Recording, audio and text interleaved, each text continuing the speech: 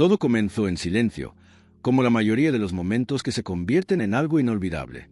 Un jet privado surcaba el cielo a 41,000 pies de altura. No había frenesí mediático, ni cámaras destellando, solo un vuelo rutinario. Unos pocos empleados moviéndose por la cabina, un puñado de pasajeros y una mujer sentada tranquilamente en la última fila. No vestía como alguien adinerado, sin cadenas de diamantes, sin asistente personal a su alrededor, sin nadie anunciando su título. Simplemente observaba las nubes a través de la ventana, desapercibida, hasta que un momento lo cambió todo. La azafata, una mujer de unos 40 años, trabajaba en la cabina con una eficiencia practicada. Había hecho esto 1000 veces. Servir bebidas, ajustar la iluminación, responder a alguna que otra solicitud. Pero ese día, algo más operaba en el fondo, una suposición que a menudo pasa desapercibida. Miró a la mujer negra sentada sola y, sin pensarlo demasiado, asumió que no debería estar allí. Cuando la mujer pidió cortésmente un vaso de agua, la expresión de la azafata se endureció. Su tono cambió, como si alguien hubiera accionado un interruptor. «Eso es solo para los pasajeros de primera clase», espetó. Confundida, la mujer respondió con calma, explicando que, de hecho, era pasajera de ese avión, en ese vuelo. La azafata alzó una ceja. «Esta aeronave es de propiedad privada», dijo. «Y a menos que seas parte de la tripulación o invitada de alguien, debes quedarte en tu asiento y mantenerte en silencio».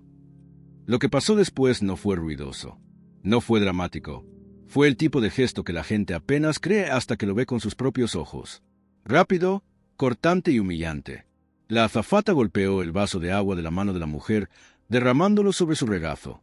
«Dije que no», ladró. Luego, en voz baja, murmuró: «Ustedes siempre intentando meterse donde no pertenecen». El silencio cayó sobre la cabina. Los otros miembros de la tripulación se congelaron. Uno de ellos, un joven asistente masculino, parecía visiblemente conmocionado. Él sabía algo que la mujer no sabía, o al menos algo que el resto de la tripulación no había comprendido. La pasajera en el asiento 4 no era solo una invitada. Era la dueña del avión, la doctora.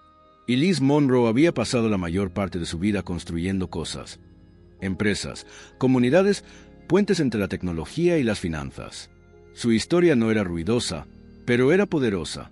Nacida de una madre soltera en la Georgia rural, estudió en Spelman y luego obtuvo un doctorado en matemáticas aplicadas en Stanford. Fundó su primera startup a los 27 años y a los 39 estaba negociando fusiones en salas de juntas con nombres que solo se ven en rascacielos. Silenciosamente, eficientemente, construyó un imperio privado. Una de las primeras cosas en las que invirtió tras su tercera adquisición fue un Gulfstream G700, el mismísimo avión en el que estaba sentada. Y Liz creía en mantener un perfil bajo. No necesitaba que nadie se pusiera de pie cuando entraba en una habitación. Prefería observar en lugar de ser el centro de atención. Ese era su poder.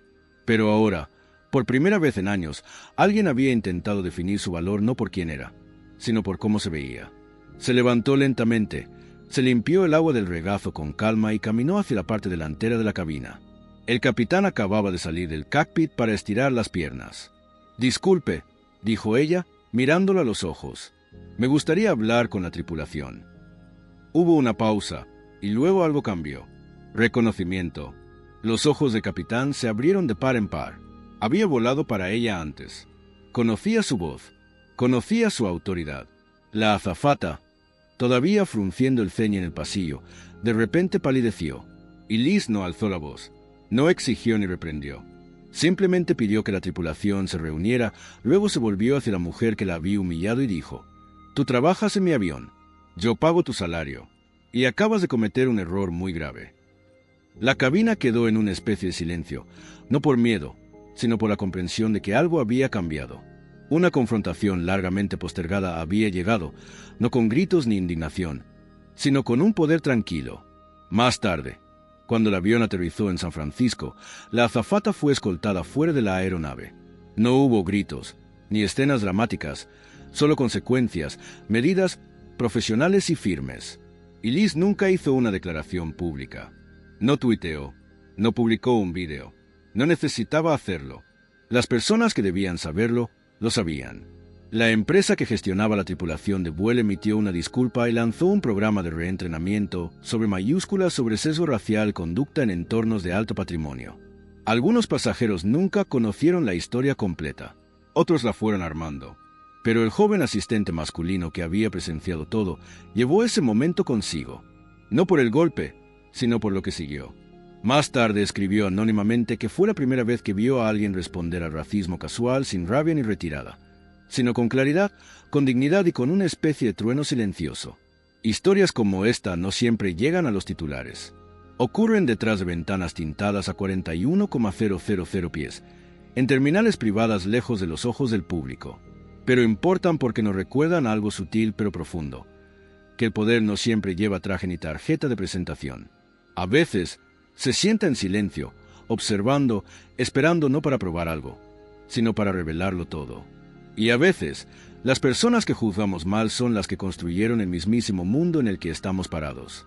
En una sociedad que aún lidia con los fantasmas de la jerarquía, donde raza y clase todavía se cruzan de maneras incómodas, esta historia nos deja con una pregunta. ¿Con qué frecuencia confundimos la fuerza silenciosa con la invisibilidad?